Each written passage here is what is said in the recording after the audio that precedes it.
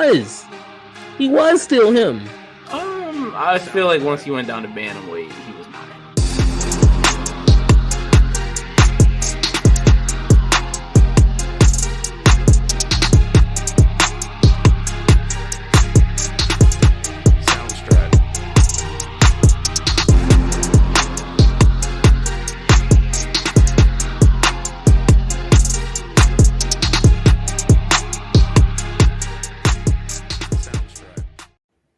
Road to Gold family, we are back in the building. It's your boy Dylan with my man Ron, and we're here with episode 8. No coincidence, 8. Very good number. That's my college football number. It's going to be a good episode. The vibes are good just for that reason specifically. Ron, how are you doing today? Feeling all good. You know, we have a card coming up here, a even bigger card coming up extremely soon. Got some things to talk about, some situations that happened last week. I'm happy to get back into it. For sure. Definitely some important things over yonder. But first, like you said, let's talk about last week's card. We had UFC Fight Night Blanchfield versus Fiorot. Fiorot. French. You know, it's French. Blanchfield versus Fiorot. A pretty good card. There were a lot of finishes on this card. Some controversial stoppages, some controversialness going on. I'm specifically referring to the Chris Weidman versus Bruno Silva fight. It was a fight that was expected to be fireworks, which it was more or less. Very, very high level stuff going on, but there was just a myriad of eye pokes, specifically mostly from Chris Weidman. Weidman did get eye poked himself, but for the most part, he was delivering a lot of eye pokes. The last one, which actually sat Bruno down, and then he got the finish. It was ruled a TKO. They later changed it to a unanimous decision win for Chris Weidman. A lot of mixed feelings on this. What was your feelings just watching this fight transpire and then how it ended? It was chaos. You know, I really felt that was a fight. Like you said, it could have been fireworks, could have been so much, but the eye pokes just really kind of drew out the situation. And then, you know, I get it. It happened on both sides. After the fight, Chris Weidman I saw he put a picture up, you know, like, oh, this is what he did to me. You know, his eye bruised, all red. I'm like, I get it, bro, but like, you essentially won your fight off of the eye poke. It was a double eye poke. He got on Bruno, which Bruno did not. I will agree, he did not react to it correctly. He took the eye pokes and immediately hit the ground, which I think the ref, I don't know, the ref may have been confused. He may have been not sure if it was an eye poke or if he was hurt from something else. But Bruno like hit the ground immediately, which I don't think was the right idea because, of course, all Chris did was just, hey, I'm a ground and pound, so this is over. And then essentially that's just what happened. I don't know.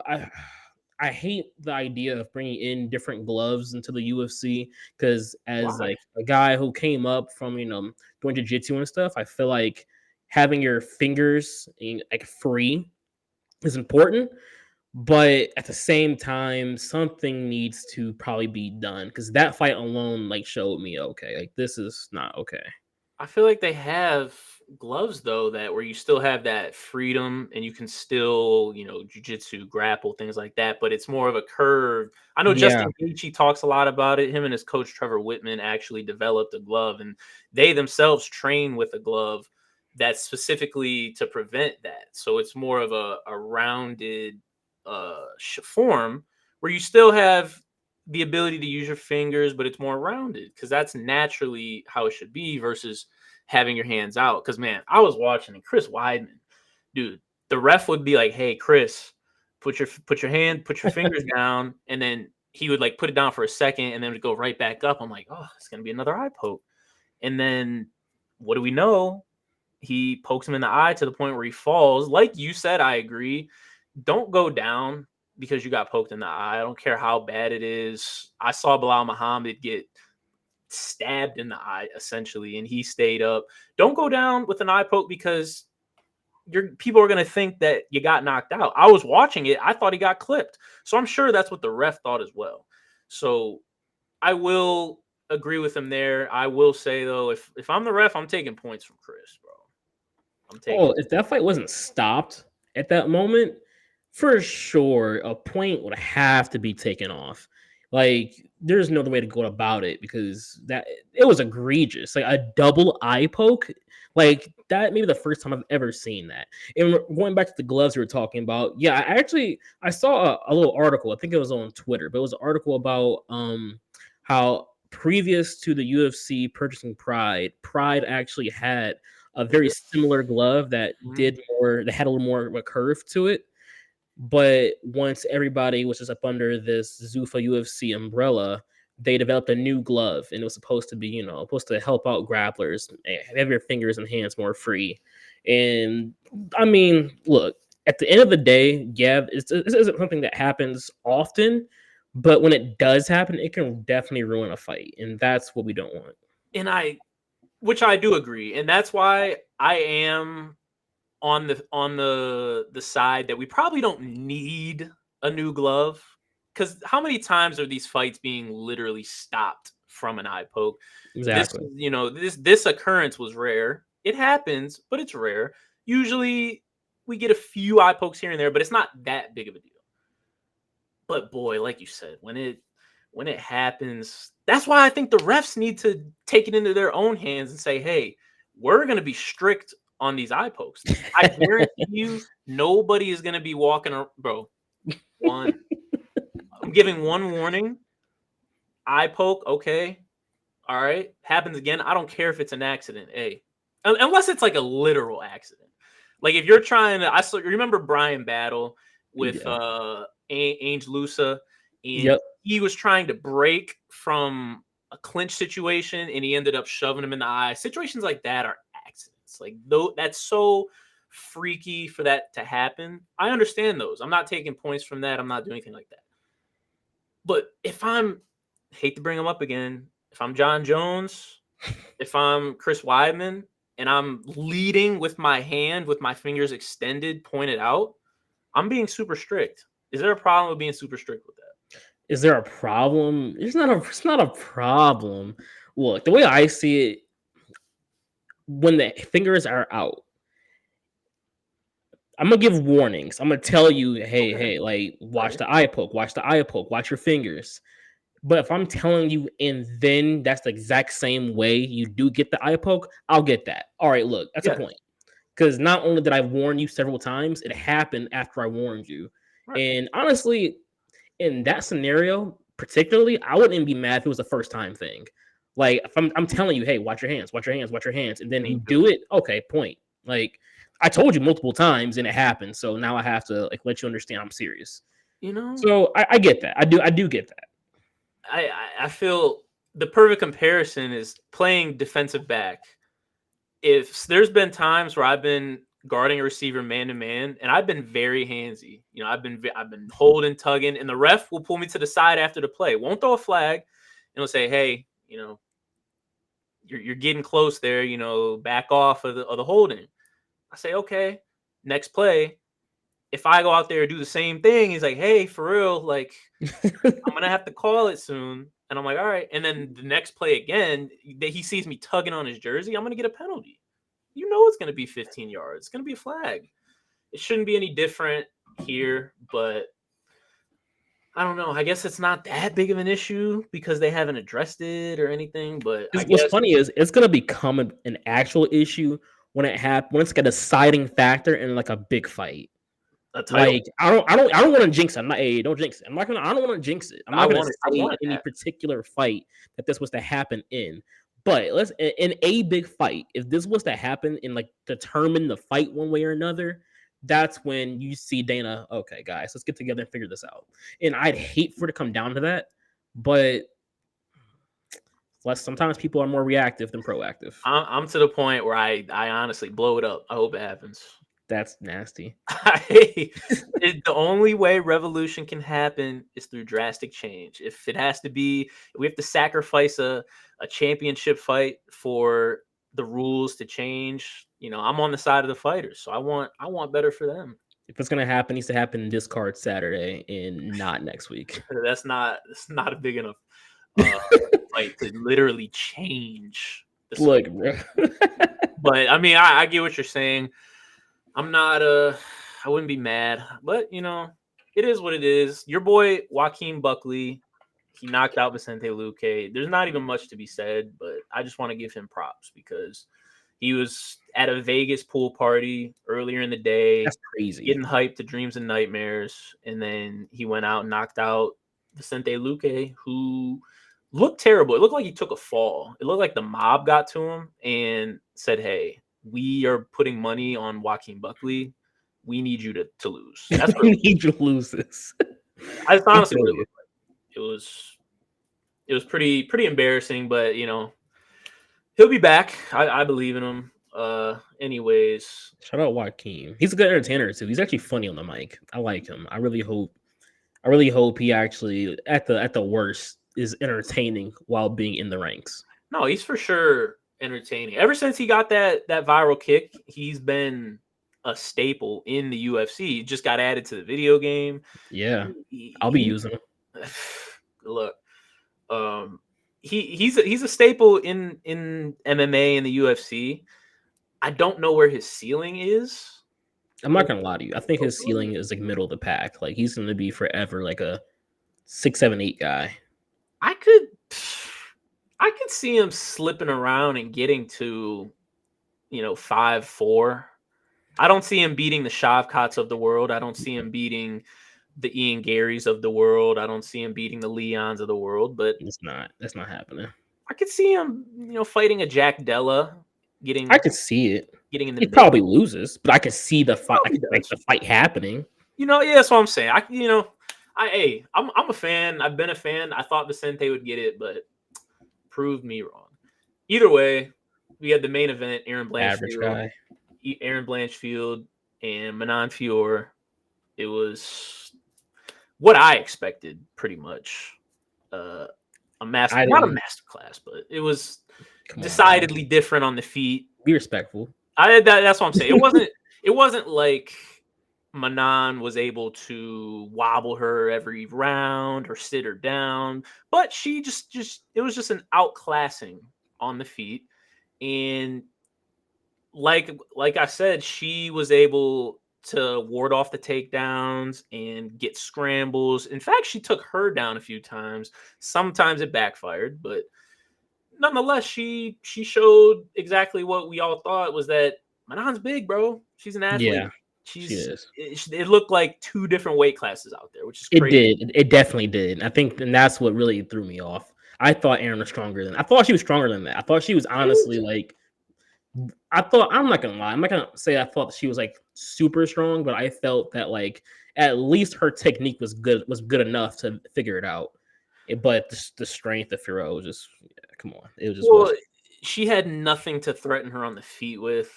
It was reminding me of Ronda a little bit, the way she was blitzing in there, just throwing. I hate when people throw the 1-2 combo just nonstop, like they're hitting a punching bag. I do hate that. Like, it looks amateurish. It looks so amateurish.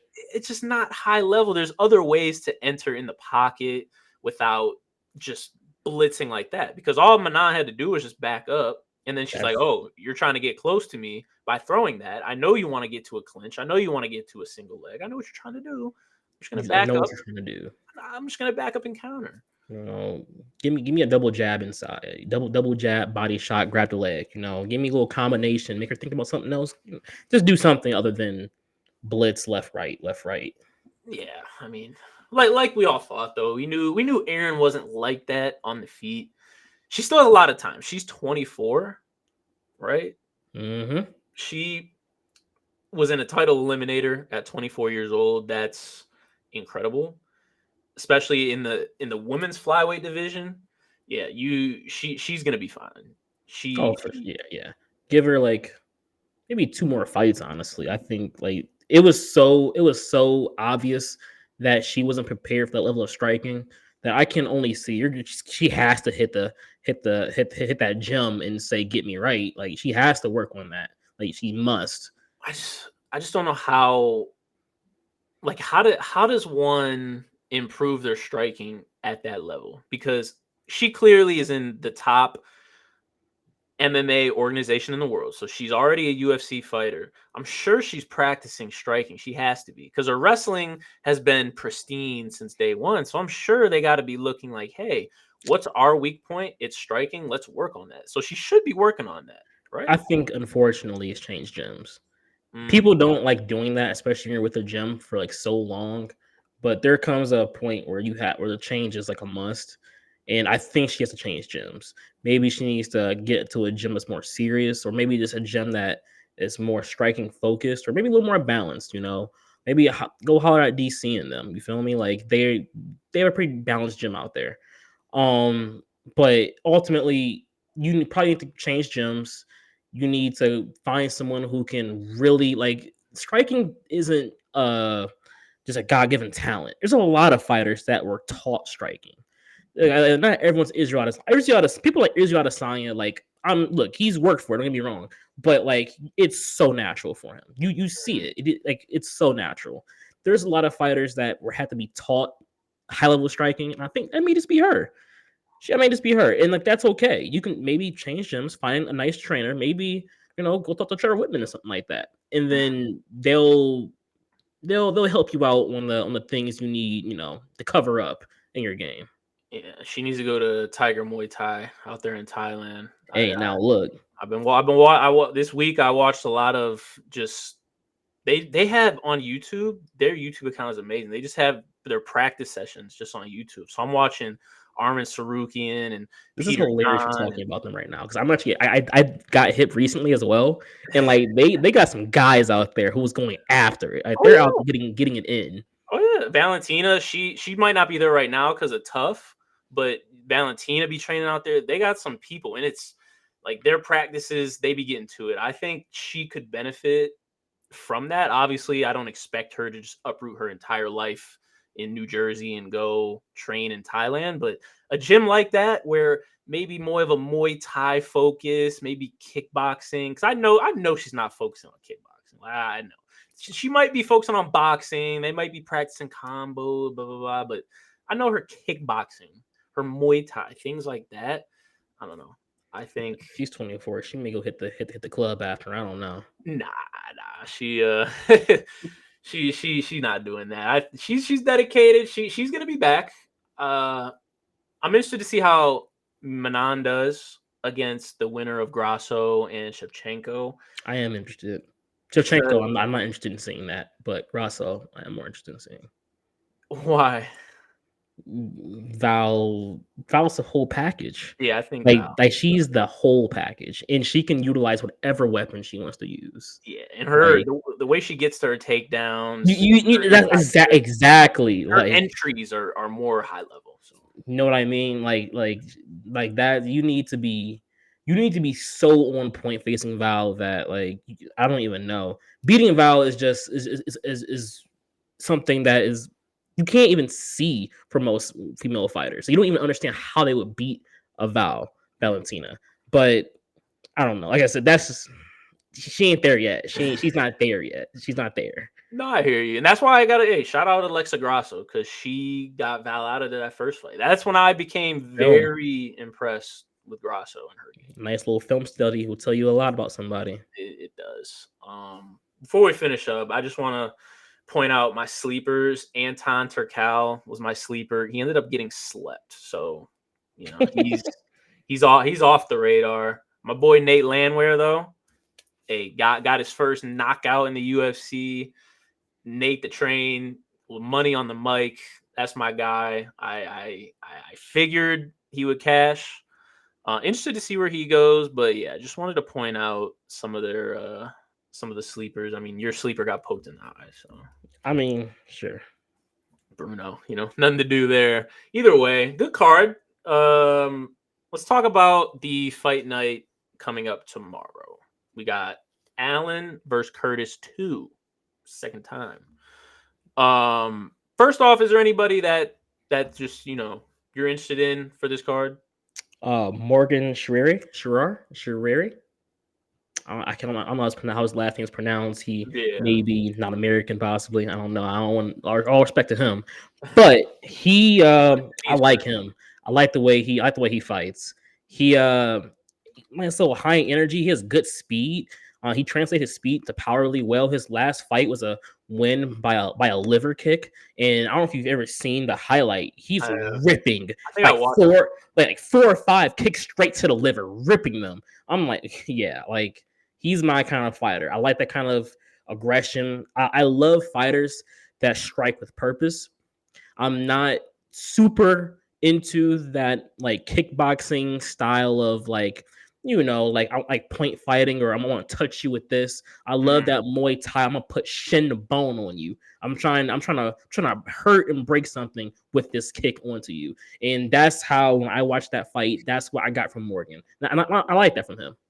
No, it's definitely. I think I remember watching that. Definitely exciting. Definitely an exciting. And he's young too. 28 years old.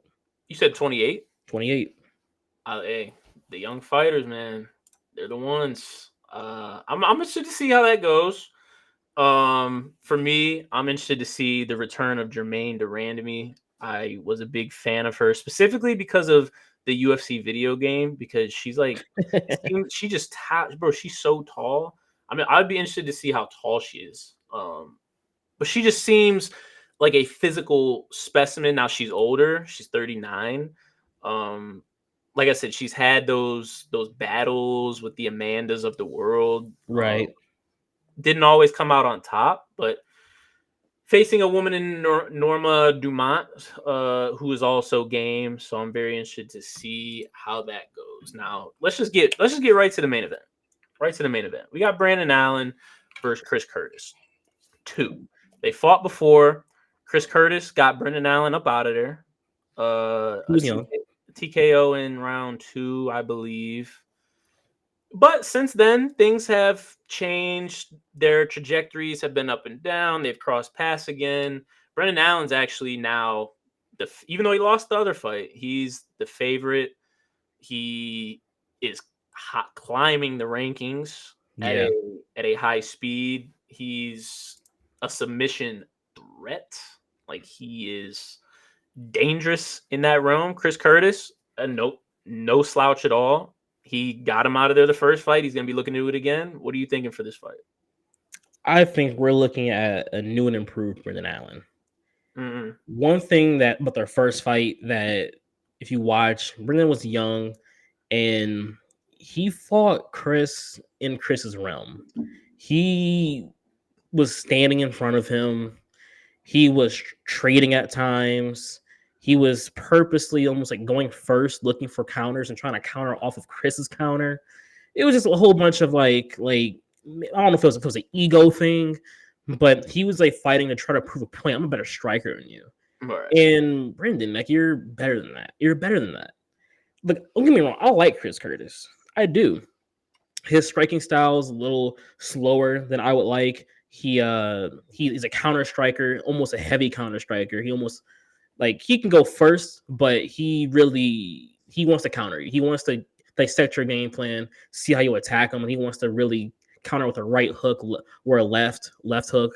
He'll mix it up a little bit, but Brendan Allen has so many more weapons. Like all you have to do is just don't fight his fight. Don't let him trap you. Don't let him trap you into a jab or a hook just for him to counter over your shoulder. Like, don't do that. The first fight you did that, and that's how you lost. Brendan, go after him. Do a combination with the intention of a takedown. Another thing is, if you do happen to hurt Chris Curtis, something that Brendan Allen also does, which is a little annoying, is he will stop the process of a TKO to go for a submission. And while doing that, he may be allowing his opponent to regain and recover themselves. You already have him halfway out of there. Just finish. Just keep punching him. Just keep going. Look, he's still young. He's only 28. You have more weapons. You have more paths to victory. And you are just as much of a gamer as he is, if not more. Fight your fight.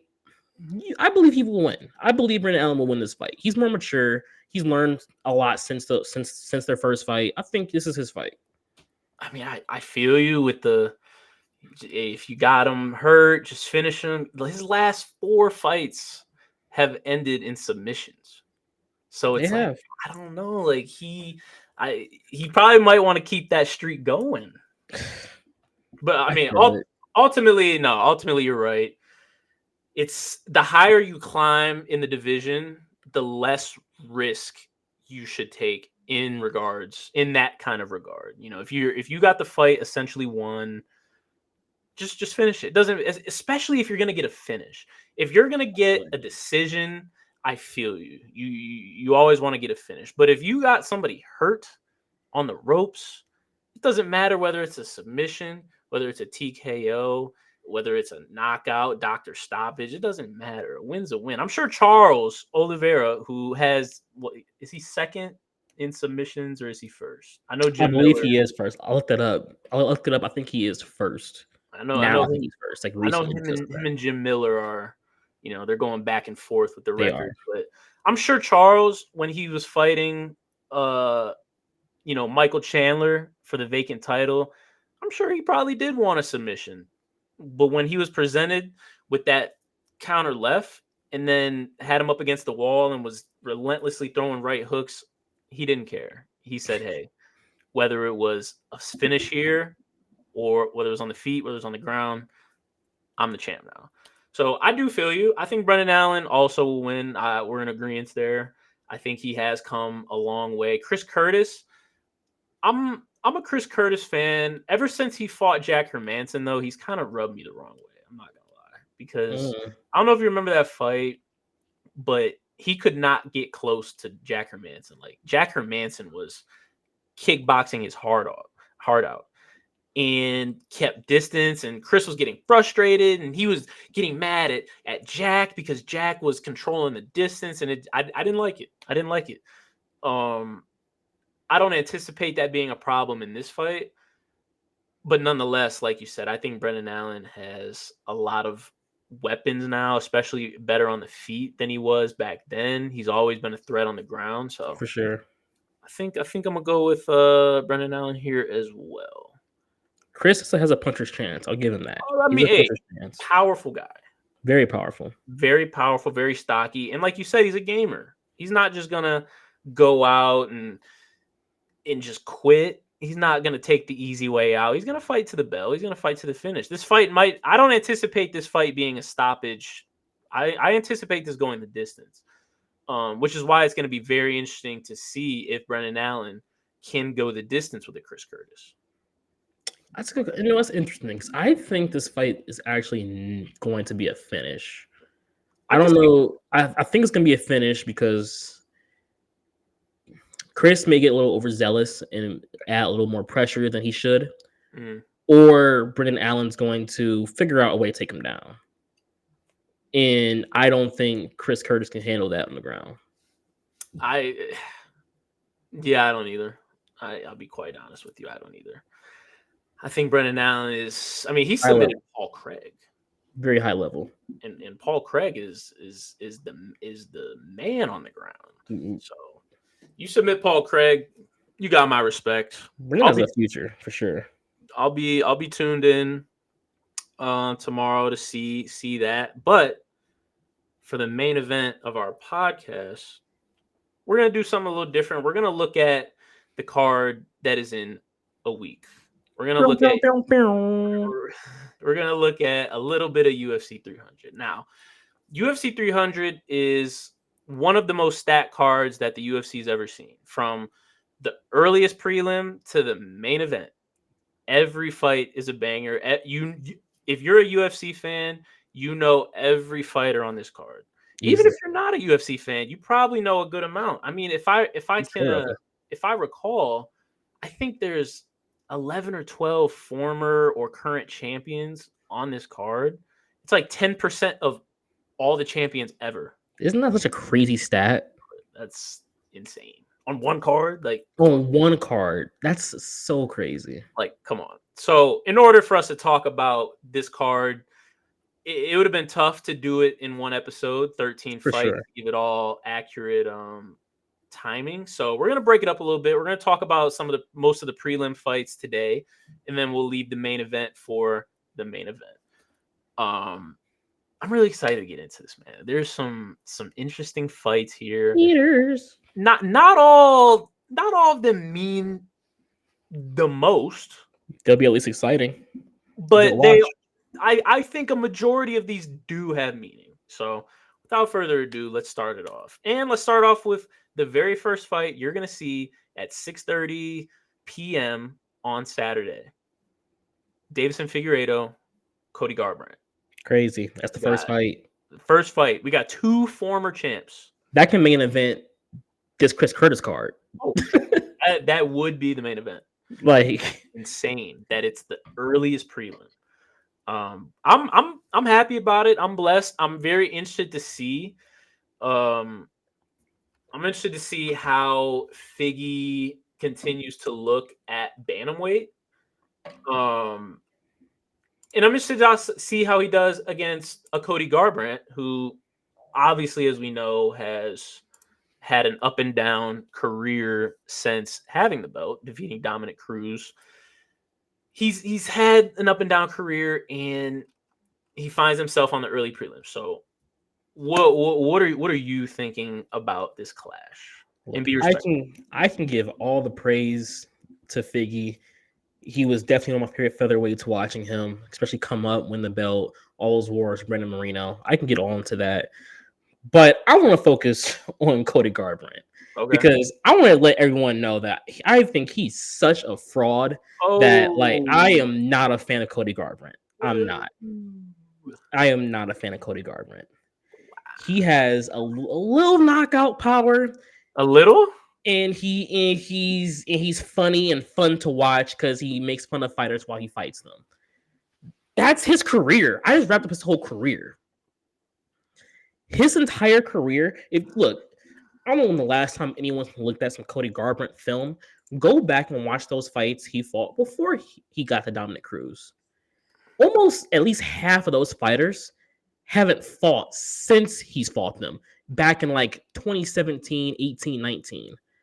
Cody Garbrandt, his come up was fighting guys who aren't even in the UFC anymore.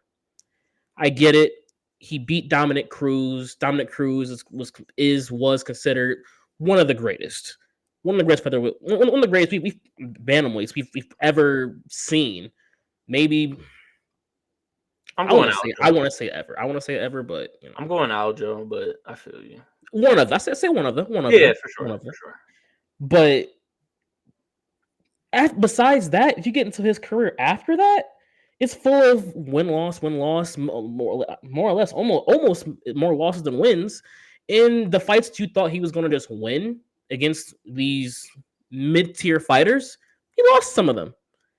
If you break down his career, it's mid.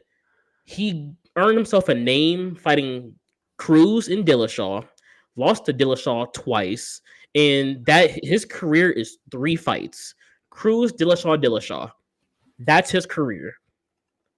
This should be, I don't want to get disrespectful.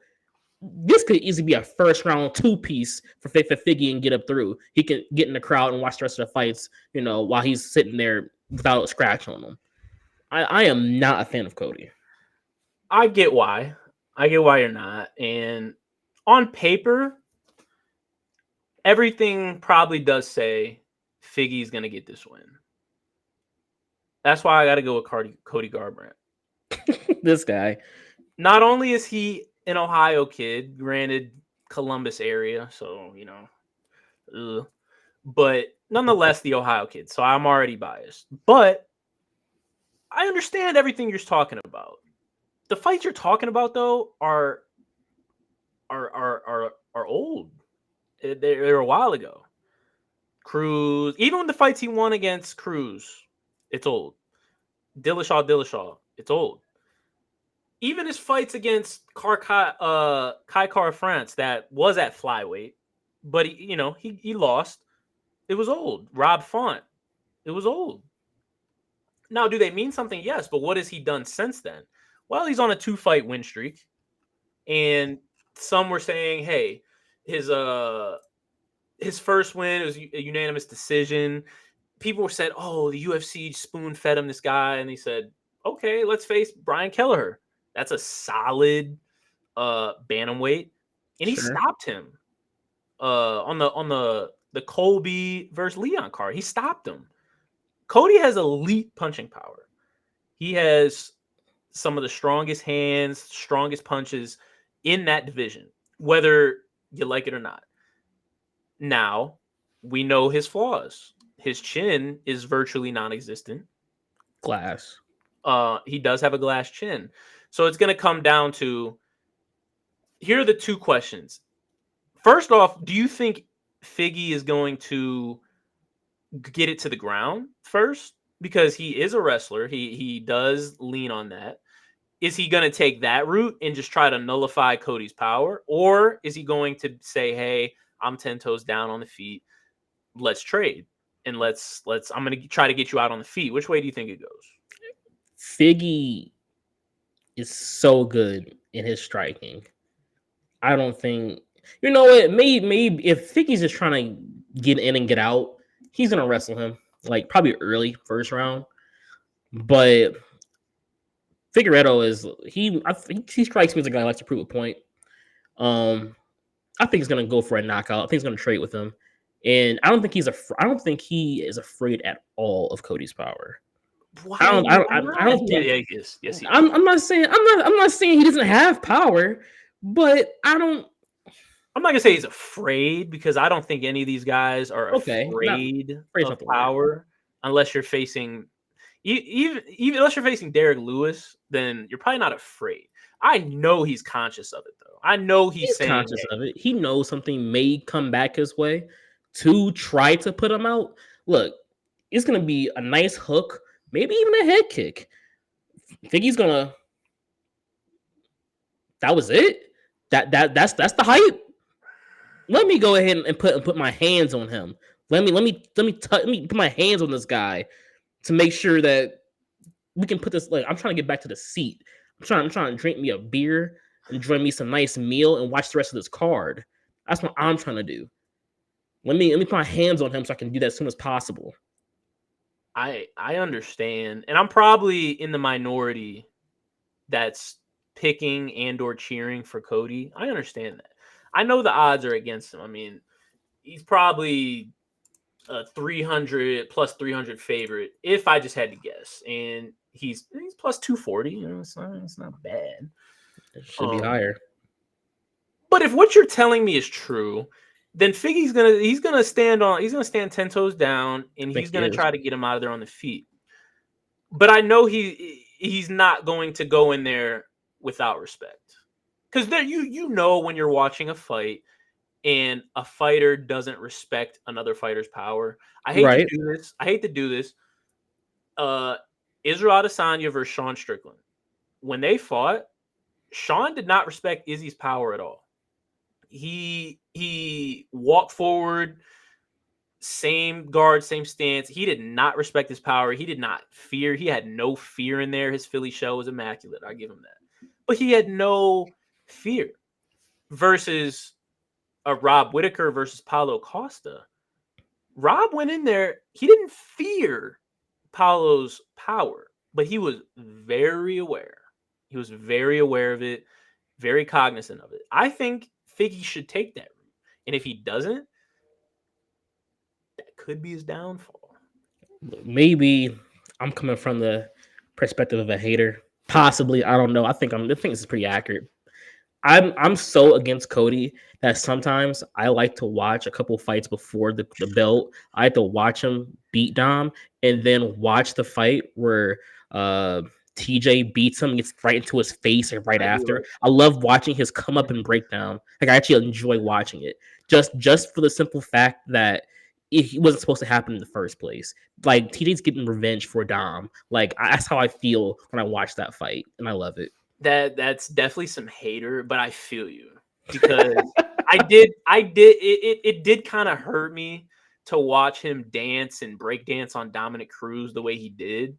Just knowing how dominant Dominic was and what he meant to that division, it was fun to watch. Like, don't get me wrong, good job, Cody. But it did kind of hurt me to do that, and the way he was talking about TJ Dillashaw, and I know Crazy. they got bad blood. They were at the same gym, and then they turned on each other. Like I understand all that, and it was kind of satisfying to see TJ get in his face like that after. I loved it. But it's been a long time since then. Cody's been humbled more than anyone else. And I You're think right. he acts that way now. He doesn't act that way he did when he was a young kid. Because he can't, because he's losing. Exactly. He got humbled. And that's why I like to see him get back on track now. So maybe that's part of it. I don't know.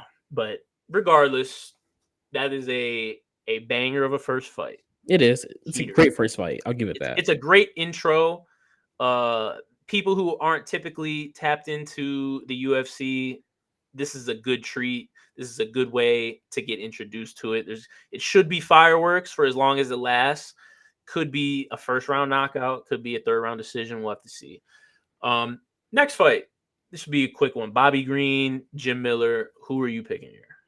Going Bobby Green. All respect to Jim Miller. He has, he's been doing this. He was on the UFC, was it the 100 or 200 card? He was you're right. He was on both.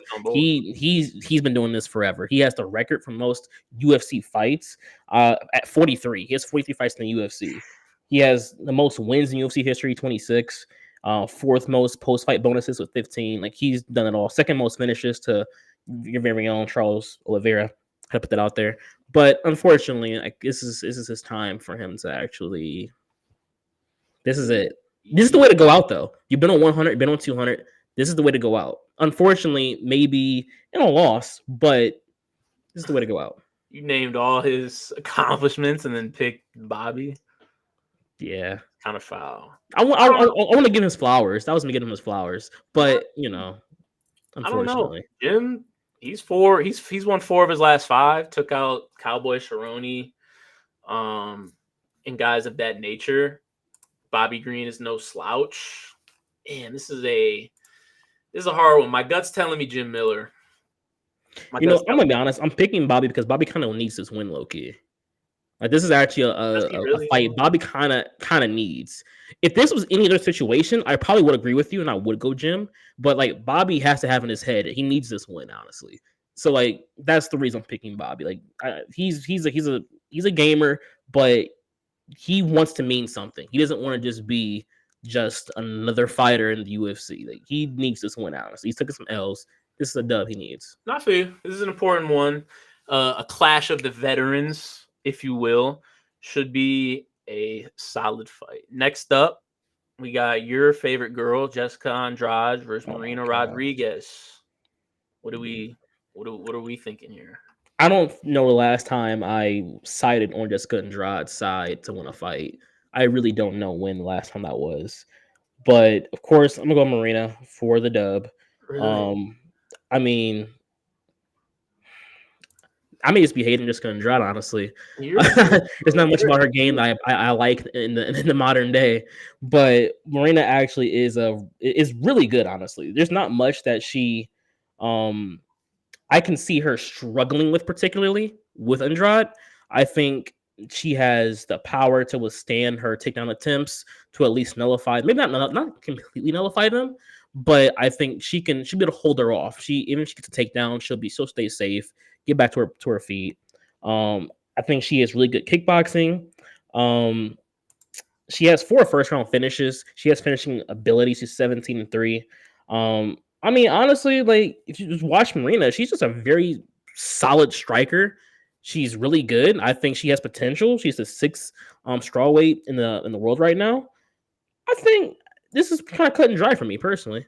I hear you. I'm probably gonna agree with you, not because I'm a hater though, because I get the Andrade hate. I respect it. She's ranked in every single division that she competes in, which is like top 6. She's top 6 in about 3 divisions. So you feel me? I respect her. But from a technical standpoint, I just don't think she presents anything that Marina hasn't seen. They both finished Mackenzie Dern, which is impressive. But I mean, Marina, she got a win over Jan, who's about to fight for the belt. Right. She's coming off a win over the Karate Hottie. So really good clinch work, really good Muay Thai and clinch work. I love it. Yeah, I'm gonna side with you here. Go Marina. Rodriguez. Should be another good fight.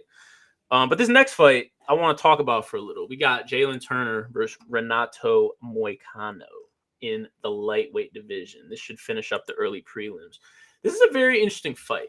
If not for the fact that, I mean, Jalen Turner is a massive lightweight. He's 6'3". Yeah, he should be lightweight. That is a crazy build. He is a 6'3" lightweight. 28 years old, young guy. We've seen him take out Bobby Green. We've seen him in the thick of it, but he's going against a gamer in Renato Moicano. Really good striker. Really good striker. And dangerous on the ground too. Dangerous. I like him. I like Renato. You know, this is a tough one. I'm probably gonna go Jalen Turner here. I'm going Jalen Turner. Really? Yeah. Renato, look, man, I love his striking. He's not like known for a million knockouts. I think he only has like 4, but he's a good base. He's not specializing as a striker. Like he has way more submission. He has 10 wins by submission. He's just more of a submission specialist than anything. But you can't just strike with him and think everything is just all fun and dandy. The moment you think, I think you can. If you're Jalen Turner, I think you can. I think Jalen's I think you're thinking about his ceiling. Jalen actually has a really high ceiling, and I'll give you that. I don't think Jalen has stepped up to the plate yet. He hasn't shown me he wants to reach his potential. He's almost the same fighter every time I see him, which is a good fighter, a ranked fighter, but he hasn't taken that step to make me feel as if he's ready to be somebody. Renato fights to win. He's gonna hit you with a combo. He's take you down. He's gonna immediately try to find a leg, an arm. He's gonna maybe some ground and pound. He's gonna immediately go for a win. Like he gets to the ground and gets busy immediately. Jalen, even when he strikes, he has this little even though he's the longer fighter, he doesn't always use that as an advantage. He sometimes gets inside. He'll throw some good elbows and knees and stuff. But he doesn't come off as someone who is looking to make it to the next step. And if without that urgency, he needs to want that for him to be better. And he hasn't just done that for me yet. I think he's on that path. I do think he's on that path. He just got a great finish over Bobby Green. He's fought some top guys in the division. He's fought Gamrot, who was Gamrot was a backup for one of the championship fights not too long ago. Whatever you want to say about Dan Hooker is an elite. I don't want to say elite. Not anymore. He is what's the word then? Because he is a top striker in the division. I think you can use the word top with like you can use the word top. He's a top striker. He might not be top 3 like where he was when he fought Dustin Poirier. I was under the impression that he was a top 5 striker maybe in the UFC. The way he boxed Dustin Poirier, it was one of the most amazing fights I've ever seen to this day. I feel you. And with that being said, he's went toe-to-toe with him. He's went toe-to-toe with Gamrot, got Bobby Green out of there. If there's ever a time to go, it's now. Moicano is he is well respected in the MMA community. I mean, won 4 of his last 5. He lost to RDA, so is what it is. That's RDA. That's RDA. It is. At the end of the day, it is. But that was a pretty embarrassing fight. I don't know if you saw it. It was short notice. I will say it was short notice. Renato stepped up to the plate. I remember this. He stepped up on short notice. Probably out of shape. Probably tried to get him up out of there earlier, but it did not work out. It was a tough fight to watch. I wanted the fight to be stopped a few times. It was one of those kinds of fights.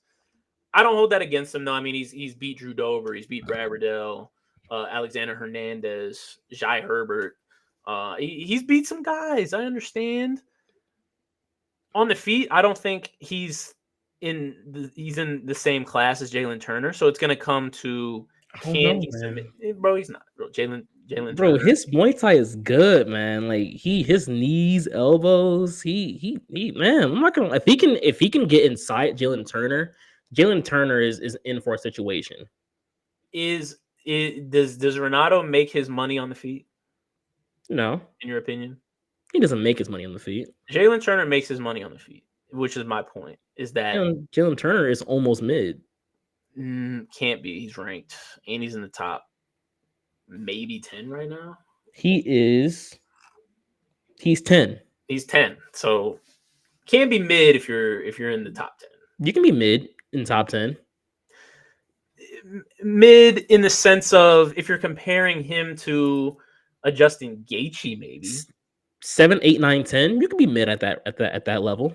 that can't be mid because you're a top fighter in the entire organization. If you're comparing them to unranked fighters that literally lack skill in one place or another, okay, yeah, they are literally mid. They are for sure mid. But amongst like the ranks, like 1 through 15, you could be an 8, 9, 10 guy and be kind of mid. I mean, I guess, but if he's mid, then what's Renato?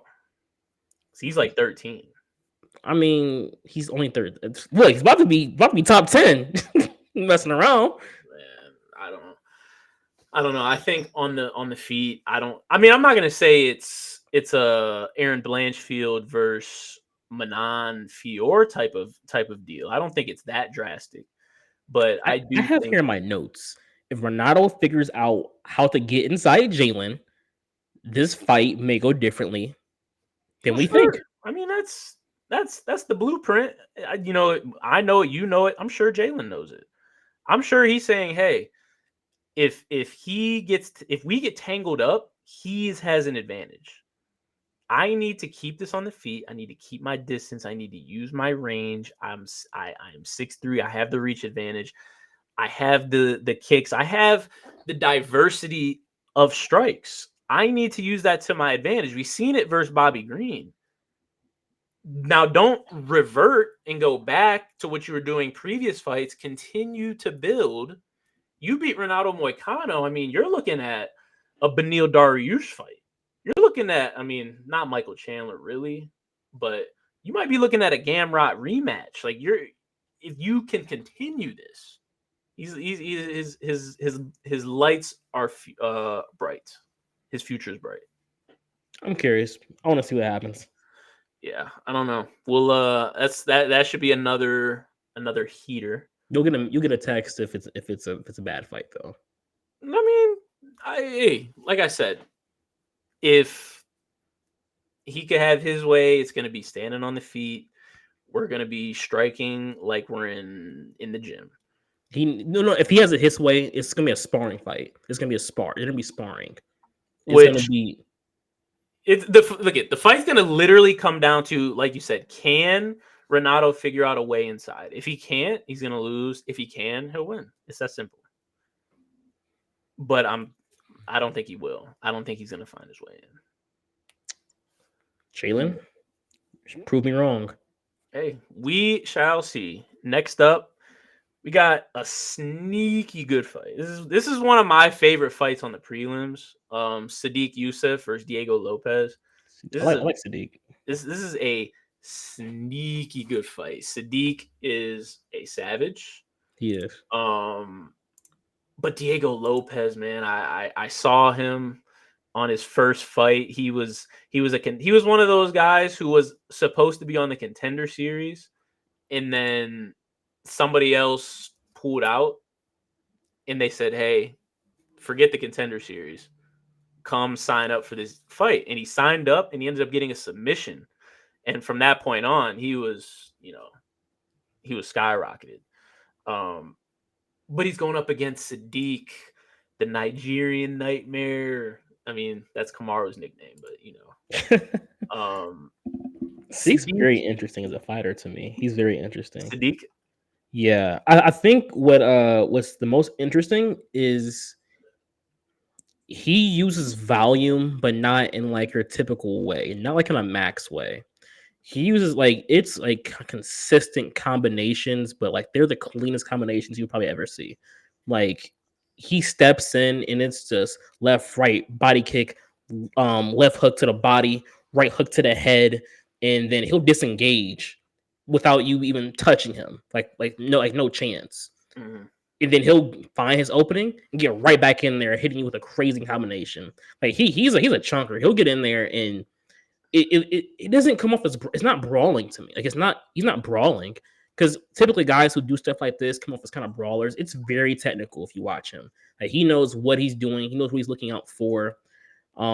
He's a nice little pressure volume striker. That it's something different. I don't know. I can't put my finger on what exactly it's just so different about when he does it compared to these other guys. But it's very clean. I like the way he strikes. But you're right. Diego is he's I don't he's him. He's good. He has a future in this. He is not known to play with. He's skill wise just as good as Yusuf, if not better. I debatably better. I'd say probably at least no. I think I'm comfortable saying he's better. This is actually a fight that I had as a toss up. To be honest, I have no clue who I can even say I think will win it. Mhm. If I had to put money on the fight, I'd probably go with What's your gut say? Yusuf. I go Sadiq. I go I Sadiq. knew you were gonna go Yusuf. I knew you were gonna go there. But Yusuf, I mean, for good reason. Yusuf is a savage. I'm gonna go Diego, man. I'm going I Diego understand. I here get it. I get it. because, and here's the reason why. When I first saw Diego Lopez, I thought he was a strictly Brazilian Jiu-Jitsu. I want to get it to the ground. I can't strike. Um, Similar to how Aaron Blanch. I hate we keep talking about the Aaron Blanchfield fight, but similar to how Aaron Blanchfield just didn't look like she belonged on the feet. She wanted to get to the ground. That's what I thought Diego Lopez was, because in his first fight that he took on short notice, he ended up losing to what's his name, Mazvar Ivalov, the Ivalov. featherweight, who's like number 5 right now, savage. But in that fight, he almost got him out of there, I think 2 or 3 times, and he immediately became a fan favorite because of his submissions. And I remember watching that, like, I don't know if he has it. Like, I don't know if he has long in this sport if you can just throw that up and that's really it. But then 2 fights after that, he knocks out Pat Sabatini, and that's when I said, "Whoa, like this guy, he's dangerous all around." And he's sharp all around. He actually trains with Alexa Grasso in Mexico, so I know his boxing is pristine. I know it's up to date. I know his groundwork, his jiu-jitsu is on point. Like you said, this is really a toss-up. Sadiq, that's my guy. I'm pretty sure the odds, they're Sadiq's plus 120, Diego's minus 140. That's kind of crazy. I feel like this should honestly be a pick 'em, but nonetheless. I agree. This is a close fight. Like I'm not comfortable either ors. I think they both got it. They both have like the ability to take the other one out. Right. I really don't know. I really don't know. That's an exciting fight. A very exciting fight. Oh, Even if I know some people may not be hip to these two fighters, I can say this is going to be a banger. Oh, for sure. Tune in. Make sure you do, because I definitely could see this ending in a finish. But we got 2 more fights to talk about, and these are the big guns that we're going to talk about today. We got 4 people who have either fought for the belt here or in another organization, or we're 1 fight away. The first one of those, we got Holly Holm, Kayla Harrison. Preacher's Holly daughter. Holm, the former world champion boxer who made her infamous fight with Ronda Rousey, the knockout of her, has since, had the belt, lost it, is trying to get back up the hill. We got Kayla Harrison, who was in PFL. She dominated over there, ended up losing one of her fights, but they don't really talk about that. But nonetheless, one of the biggest women MMA signings really since that era, that Ronda era. Yeah, since This like is a probably doozy. This fight's a doozy. I'm looking at the odds right now, and they're kind of uh disrespectful. They got Kayla minus 500. do Holly, they? you said what? Do they really? They got Kayla minus 500. Holly plus 350. I understand why. Because if you watch any Kayla Harrison film, she's an Olympic judo champ. She got a gold Multiple medal. times. She got a gold medal. She got multiple gold medals in judo. It's no secret where she's trying to get the fight. Does Holly have anything for Kayla Harrison? Oh man, yes, she does. You know, Ollie Holm, man, look, she got them. She got them on her. She's an elite striker. Women's MMA, there's not many names that you can put over Holly Holmes. There's maybe a nice little handful. That's probably it. She's one of the best strikers in women's MMA, one of the best kickboxers. She's strong. Even at her age, she's like 41, 42 years old. She's up there. She is up there. Not even kidding. She is up there. She's still strong. She's very strong. She knows how to protect herself. She's very aware of her positioning, her opponents. Kayla Harrison, if she ties Holly up, I do foresee a takedown, but I don't think it's gonna happen. I think is the early rounds. I don't think it's gonna happen. I think Holly may have her way a little bit in these early rounds. Mm. I don't know if Harrison's ever saw a striker as good as Holly Holm is. Like we talk about the Ronda fight, that's where a lot of people first heard Holly Holm, first heard of her in the first place. The shot heard around the world, the infamous head kick. Um, Side note, that's another career that I love watching the rise and fall of Ronda Rousey. Yeah. That's nothing. That's not here nor there. But Holly Holm, she is everything you think she doesn't have. She has enough to keep herself in the game, in the fight. She has enough of it. With that being said, I think Kayla's gonna have a tougher time than she thinks. I will admit, I'm probably gonna have to go Kayla Harrison, just for the simple fact that I mean you're that good on the ground. Your takedowns are that good. You're an Olympian in judo. You have one of the best arm bars we've seen since Ronda Rousey. Yeah, most likely the odds are in your favor. But I think this fight will be better than people think it will be, though. I agree. I gotta go Kayla here just because I've seen Holly get tied up, man. I've seen her get tied up on the fence, and I've seen her get dragged to those depths. And I don't know if Holly has. I don't know if she has it in her to keep Kayla away for 3 rounds. Not for three. I don't think. I don't For think three, three. the first few, I do agree. I think Holly's going to keep that distance and find a way to escape that. But man, and Kayla's no slouch on the feet. She used to be a slouch on the feet. It used to be bad. I remember specifically watching PFL in like 2021, late 2021, early 2022 when it came on ESPN. And I didn't even know a single fighter in PFL, but I knew about Kayla Harrison. And I was like, wow, she would get destroyed in the UFC. Like Amanda Nunes would destroy her because her striking is so bad. I watched her latest fight against Aspen Ladd, who's a former UFC fighter, and Kayla improved on the feet. Granted she's at AT&T, so she's with Dustin Poirier. Like she's with those guys down there, Gilbert Burns, all them. So I understand why her striking improved the way it did. And is it better than Holly Holmes? No, not by any means. But it's good enough to get her entrances. We're talking about entrances a lot today. It's going to allow her to enter into these pockets. She gets a hold of Holly, she's going down, unfortunately. Like That's the thing. But Holly's smart, man. She's a high IQ. Her IQ is so high. Like, okay, if you go back and look at the Ronda Holly Holm fight, if we pay attention to how that fight played out, even though Ronda was in that fight, I'm gonna be honest, was being an idiot trying to strike with one of the best strikers.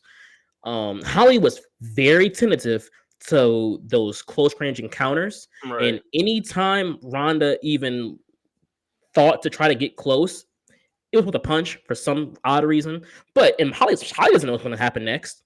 She would literally push her, body kick. She would duck, get out the way, create distance. She was very aware of creating distance at any given time. Even if you watch her kicks, a lot of those kicks that she was throwing were very calculated, whether if it was high or low, to make sure Ronda couldn't just catch it and take her down. She's a very high fight IQ, and I know she's a little older now. She may not have as much spring to her steps she used to have, but those early rounds, if she can figure it out early, I don't know. I just don't know. My favorite part about that whole Holly Holm Ronda is just that like final sequence is just so weird. Like she went for a punch and literally threw her whole body into it. Against Holly the cage.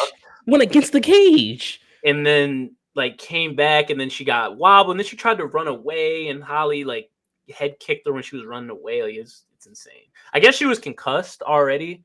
She didn't have the right Had to been. mouthpiece in. That's what she just came out and said the other day on a podcast. She said, I came into that fight concussed. I didn't have the right mouthpiece. This is kind of why I had to retire early. I don't know why she would come out 10 years later and say that. Because it still hurts her. But it's like you don't have to say it.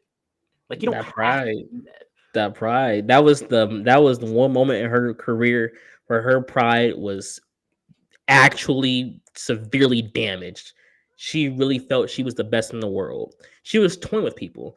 When you're that good of a grab, we're talking about Ronda Rousey right now. I know we're kind of off on a Yeah. tangent, but I have to just say, when you were that good on the ground and you decide, let me abandon this game plan and start striking, it's because I'm that good. I'm obviously better and I can just do this. Let me just try it on one of the other premier strikers in the UFC. That result's gonna happen. Simple as that. Unfortunately, that's how a lot of the top fighters get when they get on these win streaks and they hold the belt for however long. That's they play with their food. We've seen it time and time again. There's only so many fighters who will remain true and true, and even then, you know, one girl I thought who would hold the belt forever, Valentina, she never played with her food. She never took anything lightly. She still lost. So it's sometimes it's people's time. It was Holly's time. Then could be Kayla's time now. I'm not really sure. We'll have to wait and see. Man, Holly's 42. She Old man. and Kayla's 33. I don't know. I don't know. Should be a good fight. I am also probably gonna pick Kayla Harrison. Actually, not probably. I am. One gripe I have about Kayla, bro, she's not a submission threat. Like if she gets you on the ground, her ground and pound, vicious. Some of the best. Probably she hasn't fought in the UFC yet, but I would say it's probably some of the best.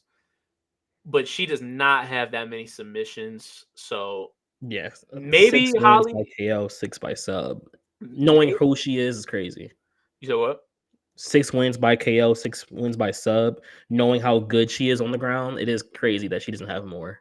She obviously does have some. She's an MMA fighter, but I just feel like when she was facing the top competition, she only looks for the ground and pound situation, which she should. Don't get me wrong. Her ground and pound is elite.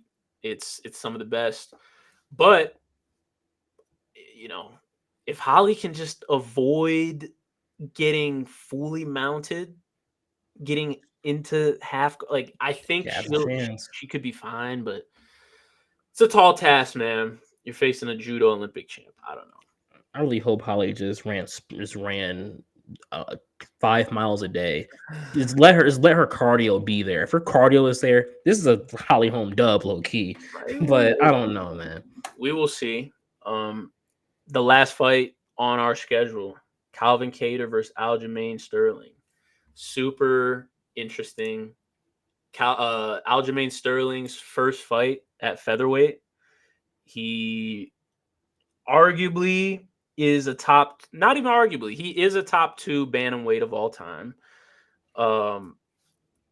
But he just couldn't. He was a weight bully. I'm not gonna lie. He was a weight bully. He walks around at like 170 and he's making 135. That's insanity. So he's letting his boy Marab get a crack at the belt. He's going up to featherweight. No easy task against Calvin Kattar. It's The not. boy, the Boston, Massachusetts native who's been in there with the best. Mostly Yeah, known for his fight with Max Holloway, where he got schooled, but that was a long time ago. long time ago. It was a long time ago. He's beaten guys like Giga, who Look, I wouldn't have thought that would have happened personally. no chance. I remember that. Going into that fight, I said Giga's next up. That's really what I was thinking. I swore Giga was next up. I swore he was. I swore he was next up. I remember on Twitter, like, Giga was calling out Volkanovski, and I'm like, man, like Giga versus Volk, that's not a good matchup for Volk. Like Giga's kicking and his range, that's not bad. I'm like, but he's got to get past Calvin Kattar. But after that, and boy, Calvin Kattar put a hurting to him. He exactly how Max did Giga, or how Max did Calvin, is how Calvin did Giga. I don't know if Giga's fought since. It's that crazy of a fight. But since then, hasn't done the best. Hasn't done the best. Took a loss to Josh Emmett, lost to Arnold Allen. But he's got a newbie in Aljamain Sterling. How do we see this? Well, I think this is an interesting matchup because I didn't realize why his hiatus was so long until I actually did do the research, but I didn't know he tore his ACL, which is the reason. In the last fight where he lost in 2022, I do forget who he fought in that fight, but he went for a flying knee, and when he landed awkwardly on his right leg, and his knee gave out. It was the end of the round, so the fight continued. He was in the corner. They were testing his knee. They were testing to make sure. Even after the round was about to start, Herb brought in the doctor. He made him do a couple of jumps, made him walk around a little bit. He was fine. Came back.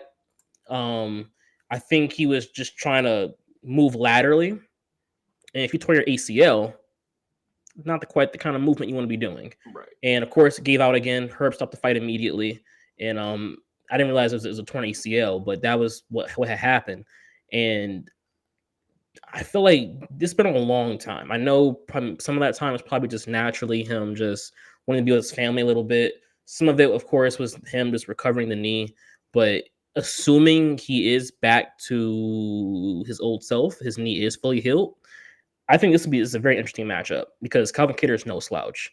Calvin Kattar is, I believe, even still one of the better strikers in featherweight. And Aljo is a very willing striker. He has creative kicks. He has he can get busy with some knees. He can throw some nice hooks. He can surprise you with what he can do striking, but that's not his bread and butter.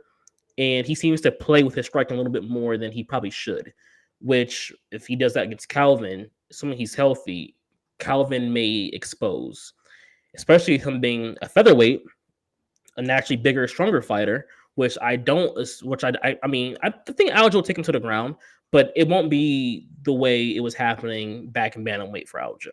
I think he's going to have to work a little harder against some of these guys. And Calvin Kattar, I don't believe. Some people may see this matchup and think, "Oh, Aljo takedown, rear naked choke." I don't think it's gonna go that simple. And to be honest, I think this is gonna be an upset. I think I'm gonna go with Calvin Kattar here. I think Calvin Kattar, assuming he's healthy, he may surprise, he may shock Aljo, and if he does that, sky's the limit. Yeah. Okay. Aljo is the favorite, minus 150. Calvin plus 125. So this is a tough one, bro. Like this is definitely a tough one because I do think Calvin has the advantage on the feet for sure. I think his boxing is fantastic. And I hate to keep bringing up the Giga fight, but he really put a clinic on in the Giga fight as to his boxing and why he is the way he is. But Aljo, man, I do think, like you said, he's probably not able to get takedowns the same way he did, but I don't think he wasn't like a strength blast double leg type Yeah, of yeah. takedown getter when he was in bantamweight. I feel like he was a little more crafty, whether it was trips. Sometimes all he really needs to do is get to the back, which you can do that as a flyweight versus a heavyweight. You Yeah. know, so I'm probably gonna go Aljo here. I do think Calvin does have the advantage on the feet, but Aljo is no slouch on the feet. I think he will hang. It's no secret though that he wants to get it to the ground, which I think he will. I think he is an elite wrestler, an elite grappler. I think he's probably comfortable with his weight now. So I think he's gonna get him to the ground, and I think he's gonna submit him, to be quite honest with you. I think he's rear naked. I'm using some emotion here, honestly, because logic does tell you Aljo, but like I'm using some emotion here. He's back 2 years hiatus. He's been, I'm sure, working, trying to get better, trying to outdo what he was before. I think Calvin Cater is gonna go in there and shock people, especially he's number 8. They still kept respect on him, having him come back still number 8 in the world for featherweight, and he was close. I know losing to Max was kind of hindered his path a little bit, but he was close. He was close to really showing that he could be a possible title contender. And I really feel like if he is healthy, he's gonna show people why he was that then. Like I said, when he fought Max, the winner of that was arguably going to get a title shot next. He was one fight away.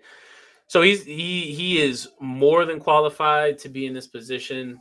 I'm extremely excited to see this because this is a stylistic dream for us fans. We get to see boxing versus grappling, but I think we're gonna see on the feet, on the ground. We're gonna see it all. We get to see Aljo make his debut at featherweight. We're interested. How does this Aljo experiment go? Like he wins this. Let's look at some of these rankings over here at featherweight. Not gonna lie, if he wins this fight, I I think this mean, is a very interesting situation for him. he's got a debut at round 6, 7. He Does it would just have to. like 6, 7, 8 in that realm? He debuts there, and then he fights one more fight. Hey, I'm you're not gonna looking at a lie. title. Aljo's. I have a lot of respect for Aljo. So if he wins this fight, I'm very interested to see how he does against more or less the top 6.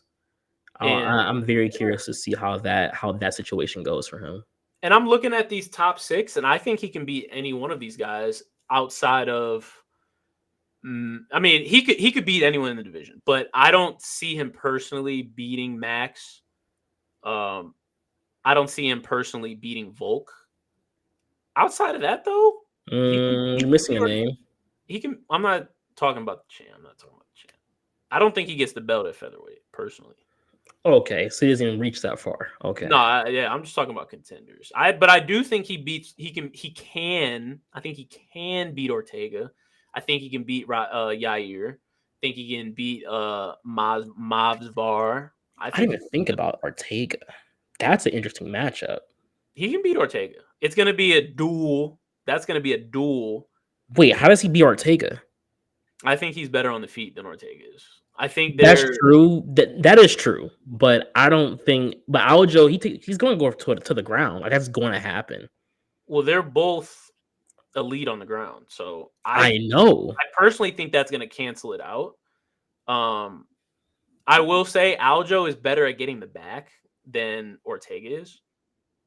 So it's not even always about submission threats. It's not even Aljo knows how to control. We He saw it in does. the Peter Yan fight. He can get the back and sit there for 3.5 minutes and just take the round. If he does that 2 or 3 times, like he's won the fight. And then you chalk up one round on the feet. I think Aljo's better on the feet. That's 3 or 4 rounds right there. Not to say Ortega can't do the same thing, but I just think that Aljo has a clearer path to victory. But I'll give you that. but It's interesting though. I think he can beat Arnold Allen. I think he can beat really any of these guys, but he has to get past Calvin Kattar first. At the end of the day, Calvin's at 8. He is. Calvin wins. He's in a predicament because he lost to Josh Emmett, who's at 7. He lost to Arnold Allen, who's at 6. It'd have to be a rematch fight against one of them. It'd have to be. I wouldn't mind seeing him versus Calvin or versus Yair Rodriguez, low key. It'd be exciting. Give Yair a standing fight. Give him. That'd be exciting for sure. Exciting fight. Don't give Yair a wrestler. We want to see him stand because it goes to the ground. Yair's out of there. So cooked. Yeah, we want to see him on the feet. But regardless, exciting fight. UFC 300, man. These prelims. That could be a pay-per-view essentially in and of itself. Oh, 100% could. And that's just part 1. That's just part 1. We got part 2 next week. Like big dogs. We got some names next week. I don't even want to get into it, but I mean, talking about like guys like Charles Oliveira and Bo Nickel on they're not even main events. They're not even the last 3 fights. We're cooking with grease. But regardless, you got any plays of the week, and this could be from the fight night. It could be from UFC 300 prelims. It could be whichever one. To be honest, I kept it simple. Because next week, look, I may be making my own little parlay, honestly. So I wanted to, not even look at those numbers. So I just kept it simple. Saw Chris Curtis is at plus 170, which I thought was interesting because I kind of felt that it should have been maybe a little closer than that, maybe more of a pick'em. I mean, it's almost essentially a pick'em. But I thought, if you're a gambling man, if you're not super hip on who's all fighting on this card, put a couple dollars on Chris Curtis for plus 170 probably isn't a bad idea. Not at all. I mean, that's especially you're picking an underdog that beat the favorite already. Right. Like, that's definitely good value. I respect it. I am personally going to go Jermaine Durandamy versus Norma Mumont. I'm taking Jermaine. She's 39. I understand. She's a savage, though. And she didn't just take time off to come back and not make a run. The bantamweight division, the women's bantamweight division, it's up for grabs. I think she's trying to make a play for it. Get her at plus 120. Make some bread. Last event of the day, debate of the day. Interesting one that you brought to the table here because it's something I've been thinking about just passively, really for the past few months. Yeah. Even before they even announced UFC 300 card, when they would just talk about it, I'd be like, you know what? Let me go look at UFC 100. Let me go look at UFC 200. Let me see how these cards were. So to know what I can expect from this card now. That being said, the debate is which fight is better in its time? UFC 200, UFC 300. What's your side? Look, I think I have to side with UFC 200. I compared the two because I like you said, this was a conversation that was going back as early as December. People have been trying to figure out what was going on. Even through March, I saw different comments about, especially like middle to end of March. People were definitely still a little weary about, is this the card we wanted? Is this the card we thought we were gonna get? And I get it. There's different potential fights that people may have wanted to see and whatnot. And you could say the same thing about 200. And the odd thing is, if you compare even the potential fights that could have been, I think 200 still may have been the better card. But if you look at fight by fight, each fight, compare them. I'm not gonna lie. If you go back to the 2016 UFC 200, I think some of it may be preference, and I'll give you that. But if objectively, knowing where people were in their careers, UFC 200 might have been the better card. Okay, and I disagree. I'm taking 300. I don't think we've. You weren't I don't. there. You weren't there though. You weren't I there. wasn't. I wasn't. I was not there. Maybe that plays a little into it. But the thing about me is I am a UFC history buff, so I definitely go back and watch. I know it's not the same. It's a moment type thing, but nonetheless, I know what could have been, and I know what should have been, but I know what was. And when you put them up side by side, as I'm looking at it right now, this is a stat card for sure. But man, I feel like a lot of these fights we knew what was gonna happen. I feel like we knew. Come on, man. I'll give you the main events. Alex versus Hill, Misha versus Nunes. I get it. I'll let you slide with Alex versus Hill, but Nunes was the woman's goat, Sure, fighting on the main, fighting at the heading. It doesn't, like I said, I'm gonna give it to UC 300, but hey, I'm just saying I think that you have to count for something. As far sure. as names go, as far as superstardom, we're talking Brock Lesnar versus one of the best knockout artists we saw at the heavyweight division at the time, Mark Hunt. Look, Yana Wei Lee. Hey, that's a heater. Huge Wei Lee fan over here. Love it. Right. Brock Lesnar, he himself had WWE fans, Oh yeah, for sure. wrestling fans. His name alone brought fans into the UFC because he was fighting. And then you pair him against one of the best knockout artists in the division at the time with Mark Hunt. That was a heavyweight banger. For sure. But I, we can't talk about the fights that because it had this is just pre. So you can only look at like Brock as if it hasn't happened because okay, but that's the thing. I At know. the time, that was towards the back half of Brock's career. No. I'm just saying because UFC 300 hasn't happened yet, so we can't go off of results. We just got to go off of name. But what you're saying is right because it doesn't get bigger than Brock Lesnar, which I feel you, Mark Hunt, for sure. Love Wei Lee versus Jan. It's a championship fight. I personally thought they could have found a better co-main event. In fact, I think the third fight on UFC 300 is the real main event of this card, which should say something. Daniel Cormier versus Anderson Silva. Come on, man. Come on, It man. Come sounds on. it sounds good, Come on, man. but we all knew what would happen in that fight.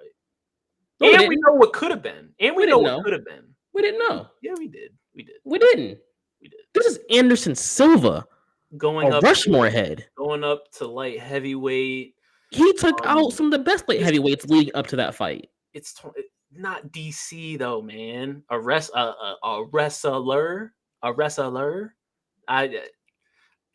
And we know what could have been. If we would have seen, I don't know, Anderson, John Jones. It was supposed to be Daniel Cormier versus John Jones, right? It was supposed to be them.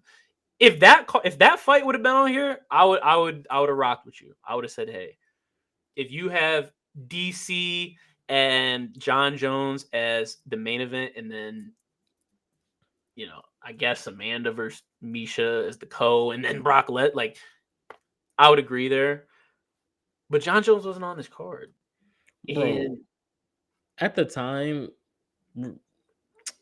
you're a show sonnen. You're a show sonnen advocate. You like the guy. of course, my guy, He's fun. undefeated, undisputed. One of the at the time one of the best wrestlers in the UFC.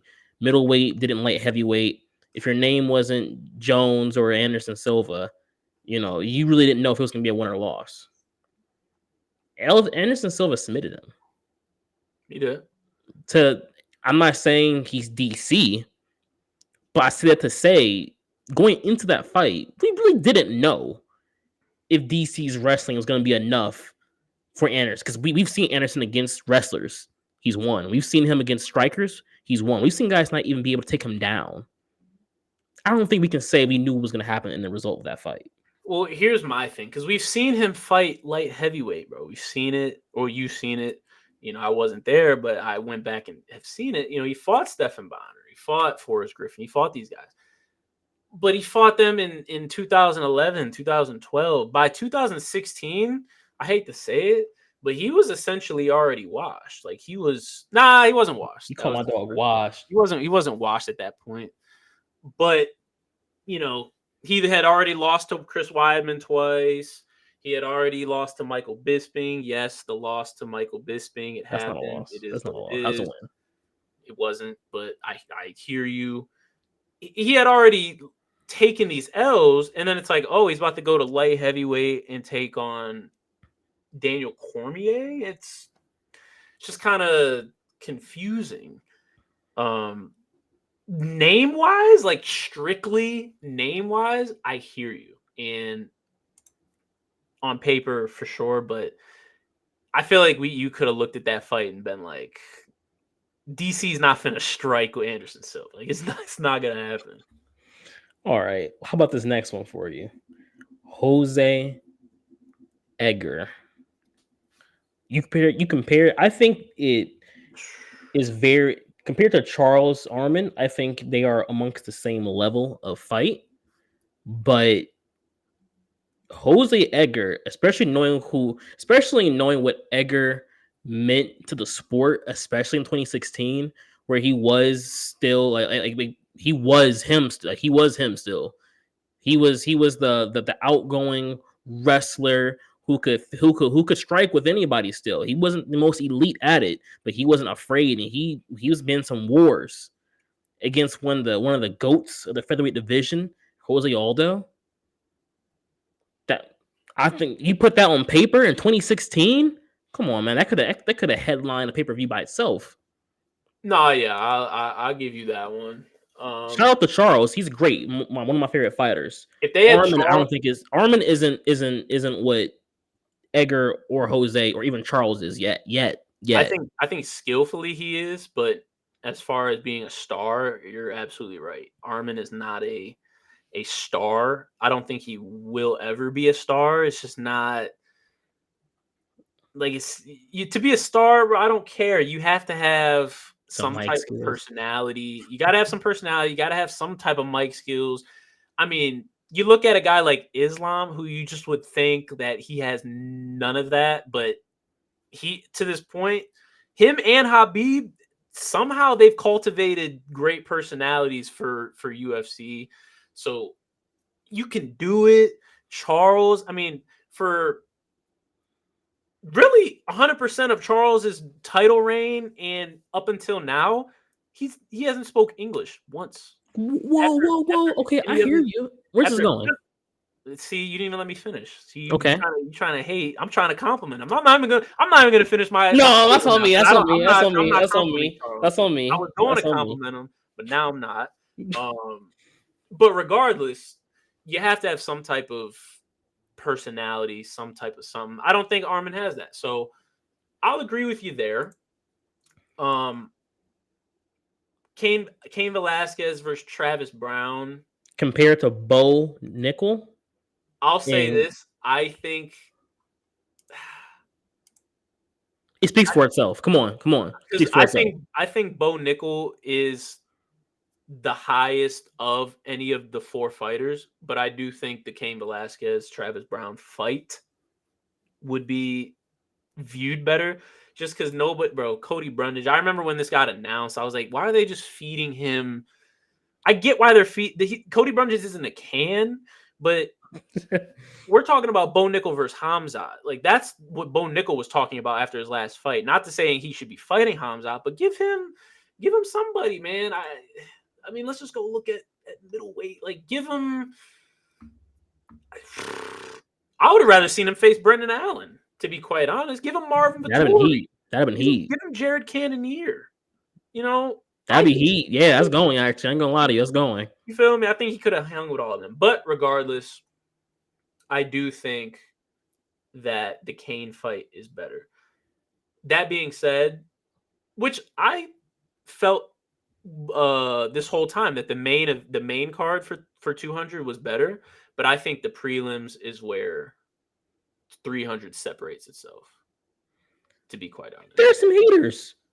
We got Johnny Hendricks and Kevin Gastelum in 2016. Kelvin in 2016. Isn't that around the time that No, it's he? not. It's not. He When, didn't get. when was when was that? That was He didn't get. 2020, 2029, That was like 19? 2019, 19. 2018, Okay. late That was the come up. 2018. That was the come up. It was. Johnny Hendricks at that point was what, former champion though? I mean, I guess. Then you got another championship level fighter against Kevin Gastelum, who was a exciting up and comer. It just seemed like two bad body builds about to go at it. They fought at catchweight. Like, what is that? Like, I think there were just two bad body builds that were on a crash course. Don't get me wrong, Kelvin is cool.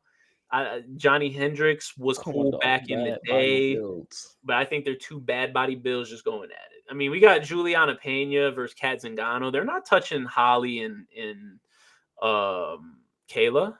They're not. Juliana didn't get nice till recently. So, I mean, Holly versus Kayla, the Kat Zingano, I mean, she's in Bellator. We have to remember this is old Holly and Kayla Harrison. Yeah, but if you watch Holly, what she's doing now isn't different from what she was doing then. She fights the same, she moves the same. Maybe she lost a little bit of her step, as anyone would naturally, but Kayla Harrison, it's not a Brock Lesnar signing, but it's one of the bigger UFC signings. So I gotta take them. We had TJ Dillashaw back then too. Let's not forget that. TJ Dillashaw versus Rafael. They just failed Rafael Assunção to the Wolves. If I'm watching that in 2016, I know TJ's finna win this. Like, I'm sorry, they don't have a Sadiq versus Diego. I'll give you that. The prelims, early prelims, it does make the card a little harder to stand behind. But in 2016, before there was ever UFC 300, these are great fights still. Oh, for sure. In the main card to 200, I definitely think there's some debatable ones. You could easily debate the main card for 200 stacks up against 300. No, I think I would agree with you. I think the main card for that at that time was probably better. But I think top to bottom, if you said, "Hey, you could have," I'm taking 300. I hear you. I just saw, there's been a lot of discourse about this card, even as early as last year. For sure. And I get it a little bit. I get the main card, and I think when people talk about 300, their issue more or less with the main card. I think everyone would agree the prelims, the early prelims are phenomenal, but people, when they talk about is UFC 300 the card they want it to be, talking about the main card.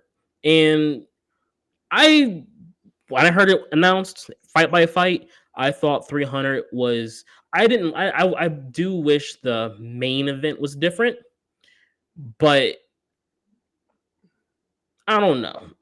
People, I think, were a little harsh on 300 as the fights were coming out, but I think Dana, in the back end of the prelims, early prelims, he pretty much helped everybody out, rounded it out really well. For sure. And like I said, I personally think I would have rather had Max Holloway versus Justin Gaethje, as I know they can't because championship fights always precede normal ones. I would have rather had those two fight main event and then had Jamal and Alex Co.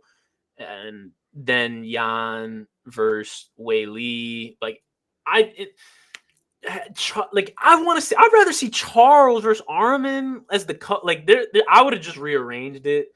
I understand why they couldn't. I understand why they shouldn't. But ultimately, I would agree with you. I think it's a very deep card. And I think that was the point. Because one point Dana White did make is he said we have so many fighters signed to so many important, like we have a pay-per-view every month.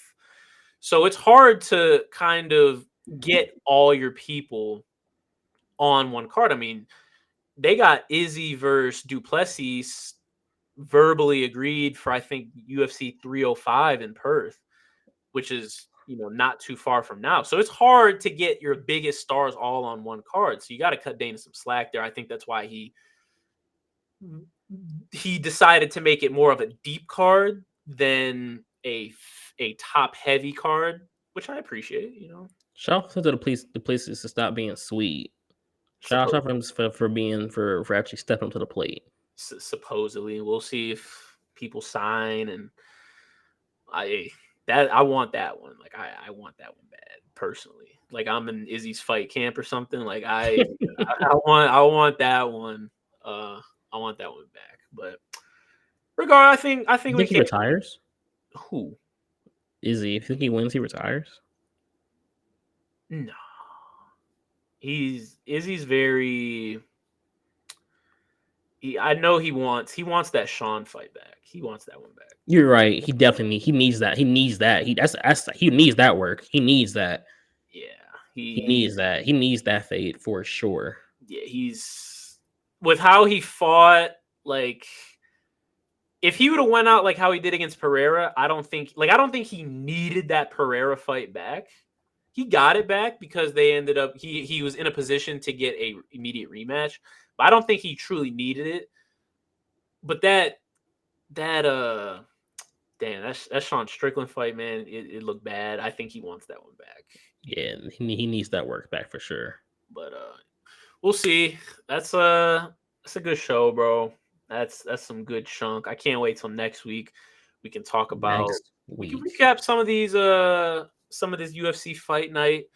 See how this Curtis versus Allen fight goes. But I'm excited to talk about that main card. And I specifically left out Yuri versus Rakic because you could argue that should be on the main card. To be honest, some work. You can argue that prelim fight should be on the main card. So we're going to talk about it on the main card because we respect Yuri Prochazka out here. But yeah, anything else you got for the people? Special teams, special players, special plays. Real Recognize Real. Make sure y'all check that out. Control Simpson, Saturday, giving you the breakdowns that you need to have. Look at whoever your favorite team is. I know a lot of people, especially out here, Browns fans, lock in. You guys need to find someone. You need it. I know your drafts don't usually go so well, so definitely check him out. He may get you hit to someone who the Browns need to get. Maybe you can push an agenda, possibly. I don't know. Maybe start a whole little, hey, draft. Hey, I don't know, but Browns have to figure something out because we making moves. Steeler fan, we're making moves out here. We're making moves. That's all I'm saying. We're making moves. Just want everybody to know I'm not with him. I'm unbiased. He is on a ledge by himself. Justin Fields, Russell Wilson. All right, man. that is enough of that. Like I said, great show. I'm excited for next week. We will talk to y'all next week.